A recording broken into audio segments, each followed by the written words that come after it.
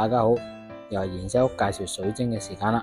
今日呢條黑蚊蚊嘅，真係變咗啞色咁樣嘅。咁佢係咩嚟咧？佢就唔係黑曜石啦，又唔係黑隕石啦。咁佢個名叫做刺石蜜嘅。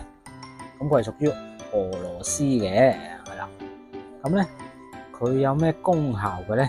佢其實可以幫你辟邪先啦，同埋咧有講嘅有效延緩呢個老化啦。令啲皮膚啊、毛孔啊緊緻少少嘅，可以撫平下啲細紋咁樣嘅。呢個就係佢嘅功效啦。咁刺石蜜，咁佢係點嚟嘅咧？咁其實之前17世紀起咧，俄羅斯人會用刺石蜜嚟淨化啲水咁樣嘅，係啦。咁所以咧，刺石蜜就係可以咁用啦，但係咧，我就唔係好建議咁用。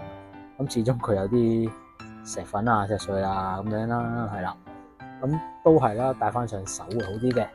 好，咁我哋要度一度下佢嘅手珠嘅 size 啦。好，我哋度一度先，9.4mm 到，係啦，好啦，咁我試埋上手，係啦，戴上手真係會有啲似黑曜石嘅，但係佢會重身過黑曜石少少啦。好，咁今日介紹嘅呢條就係叫做刺石蜜啦。咁如果中意呢條片嘅，可以 like 同 share 啦。咁如果想跟得貼啲嘅，可以 subscribe 埋我哋嘅 YouTube channel 嘅。多謝大家，拜拜。